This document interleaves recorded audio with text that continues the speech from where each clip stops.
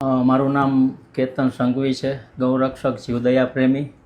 આગામી 30 તારીખે જે મોચી બજારની અંદર ખુલ્લેઆમ પાસ પરમિટ વગર કતલખાનું ધમધોકાર ચાલે છે, જે ફારૂક મુસાફી નામનો આરોપી, અમારી ટીમ દ્વારા 30 તારીખે આ કતલખાનાને ઝડપી પાડવામાં આવ્યું અને FSLના રિપોર્ટ મુજબ જે ગૌમાંસ જાહેર થયું છે કે 3 તારીખે FSLનો રિપોર્ટ અમને આવ્યો અને 6 તારીખના 8 વાગ્યા સુધીમાં પોલીસ તંત્ર દ્વારા કોઈ પણ કાર્યવાહી કરવામાં નહોતી આવી. કે જે બારોટ સાહેબ કરીને છે એને મારી ટીમ દ્વારા 4 થી 5 વાર ત્યાં રજૂઆત કરવામાં આવી કે રિપોર્ટ કેમ નથી લેતા, શું છે શું નહીં, હમણાં લઈ છીએ, હું બહાર છું, કહું છું, આવા બધા બહાના આપતા હતા. અને કાલ સાંજ 8 વાગ્યા સુધીમાં કોઈ પણ ફરિયાદ દાખલ કરવામાં નહોતી આવી.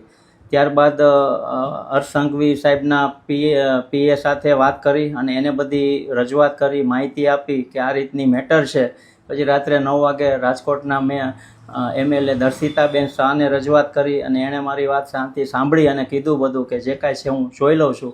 અને સવારે 8 વાગે દર્શિતાબેનનો ફોન આવી ગયો કે DCP સાથે વાત કરીને ફરિયાદ દાખલ કરવામાં આવી છે અને જો સરકાર અને તંત્ર દ્વારા આ ગેરકાયદેસર કતલખાના બંધ કરવામાં નહીં આવે તો આગામી દિવસોમાં કે જે આજ સુધીમાં કોઈ જોયું નહીં હોય એવું આંદોલન પણ કરવામાં આવશે.